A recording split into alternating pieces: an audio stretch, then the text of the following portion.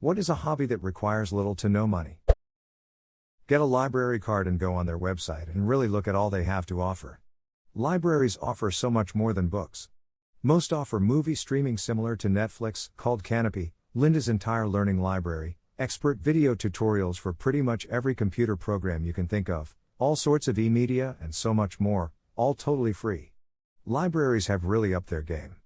Edit, thank you for the gold. I picked up a library card about a year ago and use it for audiobooks on the way to and from work. I caught myself sitting in my car or driving a little longer to finish a chapter. I have listened to about 10 or so books since I got the card, but I need to use it more. Stargazing if you live somewhere dark enough. You don't need a scope to still see and identify stars planets if you want a hobby that requires money, but saves you money in the long run. Try getting better at cooking. I started baking my own bread all the time and stopped buying bread because it's cheaper to get flour and yeast in bulk. Edit, bread wasn't the best example. I mean learn to cook in general. For me bread is cheaper to make my own but not for many. Knowing how to do a steak in cast iron skillet can get you restaurant-style steak at home at only a fraction of the cost. Since you probably already have a smartphone, geocaching. Language learning. Not sure about every language, but as a native English speaker learning Spanish there are lots of free resources. It's time-consuming but very fulfilling and doesn't ever have to cost a dime. Do you have suggestions for free resources? I've tried Duolingo but it seems too basic. I'm in the weird range where I've taken several years of classes but it's been long enough ago that I'm starting to slip on the things just after the basics. Chess. Procrastination on Reddit. Dude.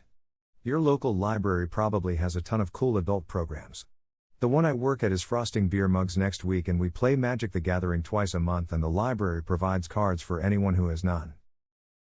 I'm glad that you said the library provided the MTG cards because suggesting that MTG is a hobby that requires little to no money would be a little bit of a stretch. Magic is a slippery slope. I've got decks worth more than my car. Does that say more about your decks or your car? But yeah, I'm a vintage player and drive a POS. The two go hand in hand. Reading thanks to the internet. Card throwing. I picked it up a few years ago, now I can slice small fruit, even cut into watermelons and stuff. I have a question. Obviously your technique is pretty good if you can start embedding your cards into watermelons. My question is, have you tried your hand at throwing metal cards? I have a set but I never really tried anything with them besides displaying them in my man cave. I'd imagine they can do some real damage in the hands of a trained person. Origami. There are tons of free patterns online and you can even get whole books with a little ingenuity. I particularly recommend modular origami, where you make a big thing out of lots of small identical pieces. Usually the small unit is very easy to fold, putting them together is quite simple, and you can make something really amazing. It also kind of primes your brain for making three-dimensional shapes in any medium, especially glass. Juggling, I used make my balls out of rice and balloons. #X200B, edit, first tutorial I found in YouTube www.youtube.com watch. VGL3PG1TU0. I came here to say juggling. Great skill, it's good for you, and you can get started with some old socks. Writing it can be done for virtually no money. Between public libraries with computers and Google Docs, you have everything you need. Or you can pick up a free pen at your local bank and random paper flyers around town if you want to go old school. If you're willing to shell out a bit more, a pack of pens and decent line notebook is less than $10, and even the most lightweight Linux distro on the shittiest computer either has web access or a way to get an open source word processor. Best piece of advice I ever had: there is absolutely no such thing as good writing. There is only good rewriting. And that's what you have to remember. No one, not a single famous author, has ever written an entire manuscript out once then immediately released it. They spend weeks or months redrafting and editing it first. Ray Bradbury. He wrote F451 on a typewriter he rented by the hour at his local library. He finished in 15 days and couldn't edit because it was a typewriter. But still goes to show how much can be done with very little in regards to writing. Hiking. Yes.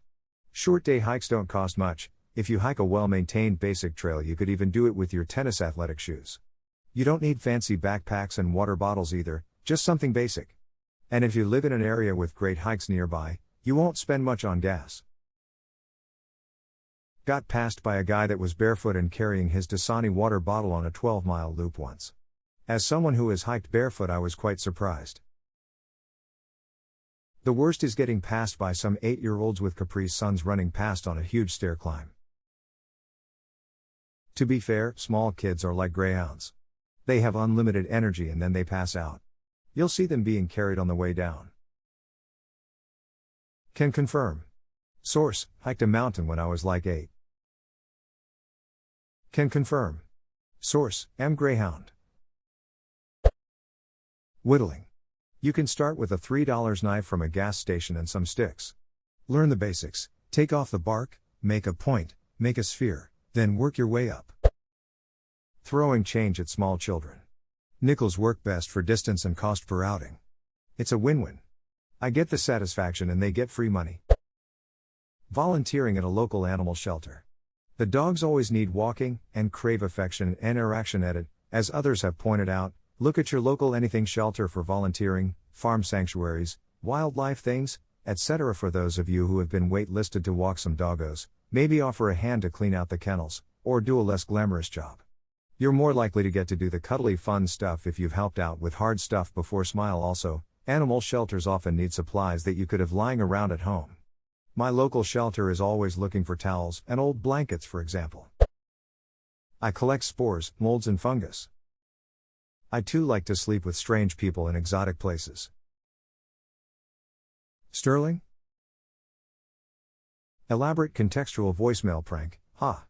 Leave a message. Drawing, I draw a lot and I do most of it digitally. I have a sketchbook and art supplies that I use though to kind of plan out my drawing, which I got for Christmas. I would say that depends. Just pencil on paper? Sure, just grab a $5 sketchbook and draw away, but once you get better and want to explore different mediums, it gets very expensive. Might just be me though. Lol. In trying to get better at watercolor, Copics, and digital. Many digital art programs are free. My favorite to use is Ibis Paint. I have been using it for years and had a great experience with it. Running. I started 3 years ago doing couch to 5K using a free podcast, and wearing an old pair of trainers and tracky bottoms that were covered in paint from decorating. Now I've got more into it. I've invested in better trainers, but I buy X-display models via eBay, and get my running gear from Primark or Aldi. I'm in the UK. I don't use a gym, just run round the streets or by the river and run at Parkrun every week, which is free. Now I'm a bit better off financially than when I started. I pay for race entries to local race events, am lucky to have a few close by, and am about to do my first half marathon next week. Really rewarding hobby, and you get fit too.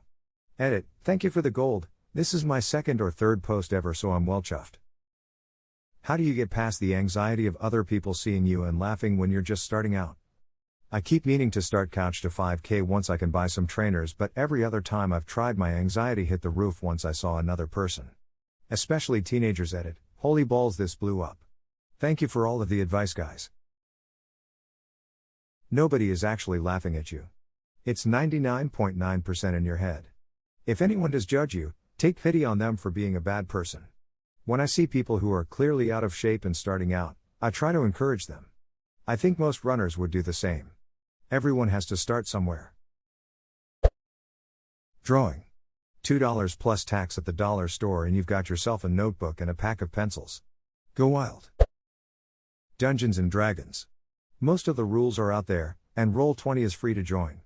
If you're able to find a group in person, recommended. All you need is a set of dice, some pen and paper, and for at least one person to have the player's handbook or at least access to the internet. It's my fave pastime. You just have to contain your need for infinite dice. I contain it by buying more. It's a pretty good system. I want to swim Scrooge McDuck style in dice. Bird watching. I recommend the Audubon app. Lets you identify birds by season, location, wing shape, bird call, activity, etc. Super handy. Merlin Bird. It is also fantastic.